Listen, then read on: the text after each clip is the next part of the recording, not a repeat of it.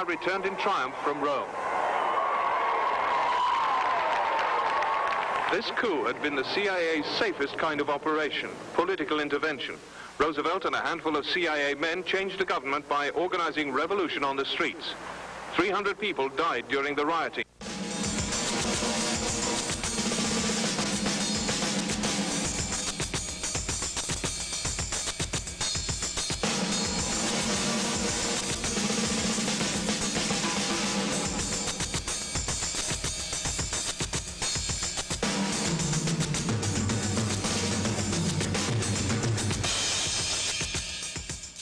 Three different techniques the CIA used in bringing down governments in Iran, Guyana, and Cuba.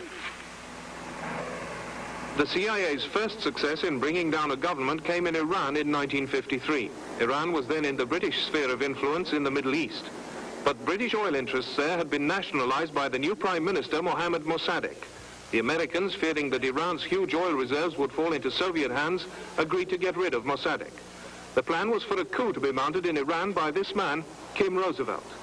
He was a CIA agent and grandson of the former US President, Theodore Roosevelt. The CIA plan was approved at a meeting in the State Department in Washington early in 1953. It had to follow one basic rule: the US government must not be seen to be involved. There was some discussion, and Foster Dulles went around the table, and the only person on the State Department side whom I can remember as taking any kind of a very specific position was Ambassador Henderson, who was back for this meeting. And he said that he wanted to know none of the details. He felt that this was a considerable departure from diplomatic tradition, but he felt it was required by the situation.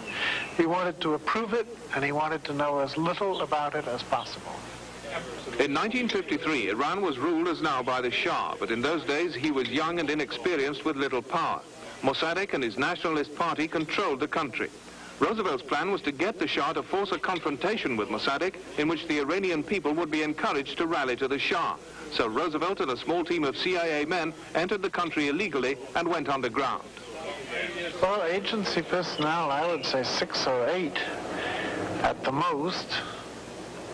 And the money that was available there, well, I can't remember. But I think we probably had $700,000 or $800,000 available, of which we used during the course of the operation maybe $10,000. Are you saying that only $10,000 and 6 or 8 agents were needed to mount a whole operation of that nature? Well, the Iranians were organizing themselves, and really all they needed was support and, to some extent, professional guidance.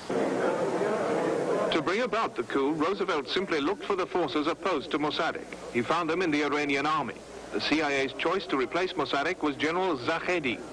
To start the crisis, Roosevelt wrote a letter which he got the Shah to sign, dismissing Mossadegh and putting General Zaghedi in his place.